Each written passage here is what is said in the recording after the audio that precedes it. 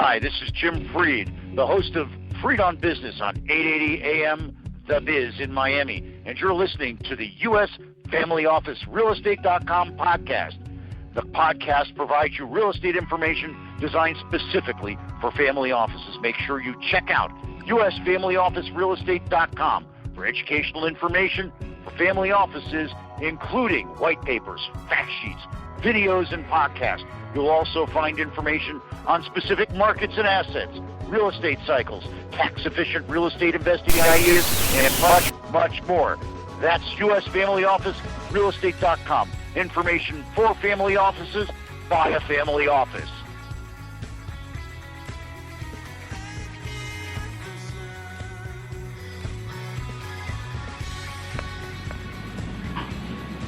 Hello, everybody. Thank you for joining us here today. This is Richard C. Wilson, and today we're going to be talking about, for the next hour, co-investment lessons from the trenches, details on syndicating deals, on attracting deal flow, a few best practices, what's going on in the industry, and a few mistakes as well of what can easily blow up a deal if you're working on co-investments every day. So hopefully this will be useful whether you're an investment banker, maybe somebody who's trying to raise co-investment capital for a private company of your own, or if you're a family office or institutional investor that's trying to grow your co-investment portfolio, as many of those investors are. So to start out with, I'd like to go over what's going on in the industry from a 10,000-foot view, like what's kind of the lay of the land and what's going on right now. And the first thing to know is that the reason co-investing is getting more and more popular.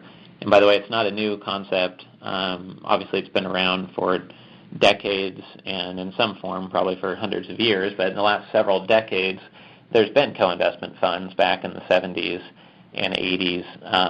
It's not a new concept at all, but it's becoming more popular because when you allocate money to a typical, let's say, private equity fund, for example, you're hoping that they invest based on the mandate they've promised, based on their track record, and make good acquisition decisions. And they don't pay too much, and they don't go into some sub-niche of an industry where there's not as good as returns as you had expected. And you're a little bit blind to the individual transactions. You don't have approval authority as a LP investor in their fund. That is not something that a lot of investors want to have a lot of exposure to, or at least not within certain industries, or not for a certain percentage of their portfolio. So what I found is that a lot of big institutions, when they're raising their alternative investment allocation, they're allocating some of those dollars now to co-investments. Not a lot of it is coming out of a private equity or hedge fund portfolio allocation, but some of it is. And that whole transparency and being able to look at things deal by deal instead of being in a blind pool is a big reason why co-investments are growing. Also, when you co-invest, sometimes you pay an investment banker fee, sometimes you pay some sort of carrier fee depending on how the deal's set up or whether it's a formalized club deal, but typically the fees are minimal compared to what you'd pay inside of a fund. Usually the fees could be 1/3, 1/5, or no fees at all if it's completely direct access with no broker or investment banker involved in the transaction. So that's appealing to many investors that are trying to lower their overall fees.